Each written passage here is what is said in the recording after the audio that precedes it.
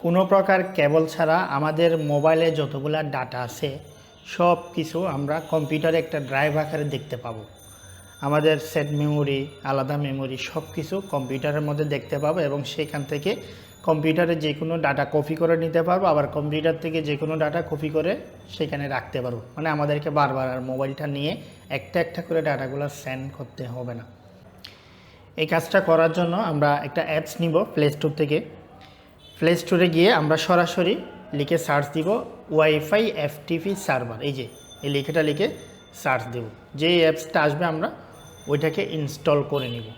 এটা ইনস্টল করে নেওয়ার পরে আমরা এটাকে ওপেন করব। এই যে ইনস্টল হয়ে গেছে 1 সেকেন্ডের মধ্যে, আমি ওপেন করে নিলাম।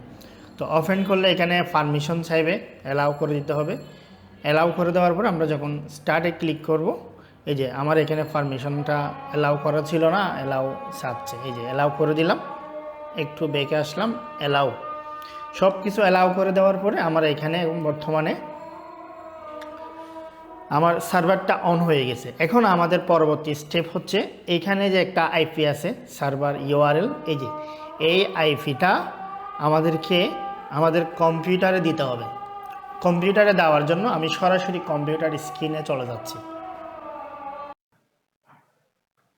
আমি এখন কম্পিউটার স্ক্রিনে আছি, আমি সরাসরি চলে যাচ্ছি দিস পিসি অপশনে। দিস পিসি অপশনে ঢোকার পরে আমরা উপরে এখানে অ্যাড্রেস বারে আমরা লিখে টাইপ করব, যেটা আমি একটু আগে দেখাইছিলাম আমাদের আইপিটা।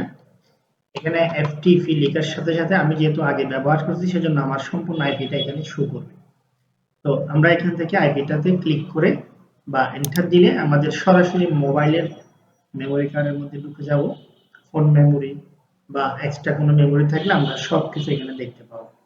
এগুলো হচ্ছে আমার ফোনের স্টোরেজগুলো। এখানে ফোনে যতগুলো ডাটা ছিল, ছবি ছিল, সবগুলো এখানে দেখা যাচ্ছে। তো আমি এখান থেকে যদি কোনো ফাইল কম্পিউটারে নিতে চাই, সেক্ষেত্রে আমরা এখান থেকে মাউসের রাইট বাটন ক্লিক করে এটাকে কপি করে এই যে ফাইলটাকে ছোট করে যে ডেস্কটপে আমি রেখে দিলাম, পেস্ট করে দিলাম। সেম ভাবে ডেস্কটপ থেকে যদি আমাদের কোনো ফাইল আমাদের ফোনে নিতে হয়, তাহলে আমরা এই যে এখান থেকে কপি করে মাউসের রাইট বাটন ক্লিক করলাম, কপি।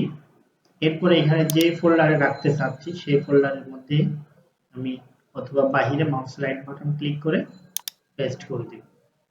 তাহলে আমাদের কম্পিউটারের ফাইলটা আমাদের ফোনে চলে আসবে। তো এই কাজটা করার জন্য আমাদের একটা শর্ত আছে, সেটা হচ্ছে একই নেটওয়ার্ক, মানে আমরা যে মোবাইলে ওয়াইফাইটা ব্যবহার করতেছি সেই ওয়াইফাইটা আমাদের কম্পিউটারের সাথেও থাকতে হবে, তাহলে এই কাজটা হবে। আশা করি ভিডিওটি আপনার কাজে লাগবে যদি আপনি কম্পিউটার রেগুলার ব্যবহার করে থাকেন। ভালো থাকবেন, আল্লাহ হাফেজ, আসসালামু আলাইকুম।